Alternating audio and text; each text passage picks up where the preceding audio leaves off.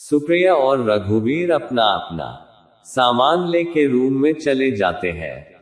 Room बहुत शानदार होता है। सुप्रिया जाते ही नहाने चली जाती है और रघुवीर बैठा रहता है अपने मोबाइल में, गेम खेलने लगता है। तभी सुप्रिया आ जाती है। रघुवीर सुप्रिया को देखते ही रह जाता है। सुप्रिया रघुवीर के पास आ जाती है और कहती है, क्या हुआ? तो रघुवीर कहता, तुम बहुत सुंदर दिख रही हो। सुप्रिया शर्माते हुए कहती है, मैं तो सुंदर ही हूँ, जाओ नहाने लो। और फिर रघुवीर भी चला जाता है नहाने। रघुवीर नहाकर बाहर निकलता है और वो टॉवल में ही बाहर आ जाता है।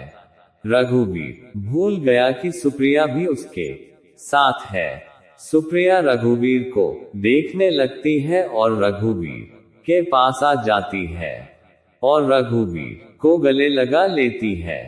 रघुवीर भी गले लगा लेता है सुप्रिया को। दोनों एक दूसरे को किस करने लगते हैं। रघुवीर कहता है, सुप्रिया क्या ये सही है? सुप्रिया कहती है, जो भी हो रहा सब सही हो रहा रघुवीर, आज तुम मुझे अपना बना लो। बहुत दिनों के बाद मुझे मेरा प्यार मिला है।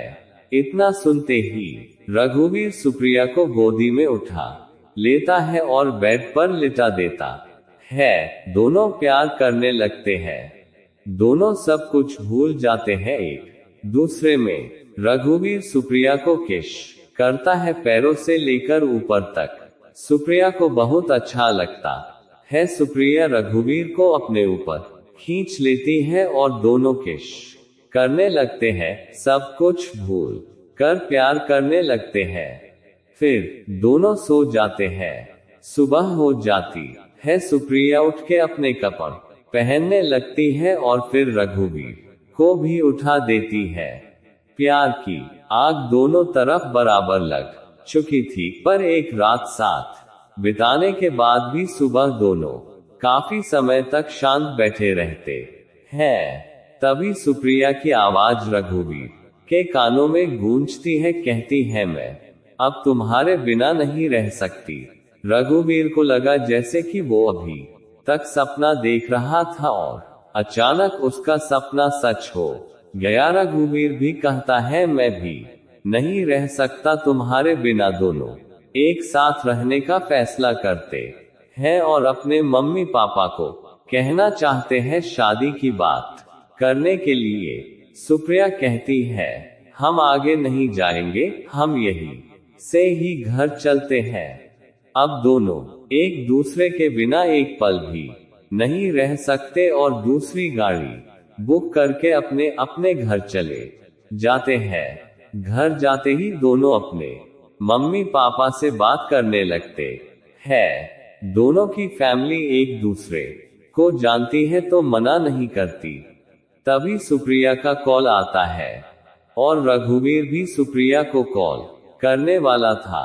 रघुवीर, हेलो सुप्रिया, मैं अब तुझे कॉल करने वाला था। रिया, छोड़ मेरे मम्मी पापा हम दोनों की शादी के लिए हाँ कह दी। वीर, मेरे भी मम्मी पापा मान गए और शाम को अपने मम्मी पापा के साथ तुम्हारे घर आ रहा हूँ। फिर फोन रख देते हैं। दोनों बहुत खुश होते हैं। रिया अपने मम्मी पापा को बताती है कि वीर के मम्मी पापा आने वाले हैं शाम को और तैयारी करने लगती है। टाइम कब बीत जाता है पता ही नहीं चलता। रिया तैयार होने लगती है। शाम होते ही वीर अपने मम्मी पापा के साथ रिया के घर पहुंच जाता है।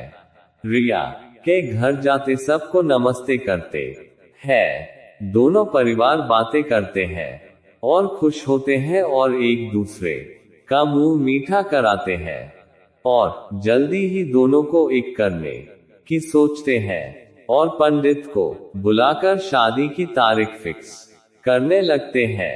रिया और वीर दोनों बहुत खुश होते हैं। बहुत जल्दी दोनों की शादी हो जाती है और दोनों परिवार बहुत खुश होते हैं।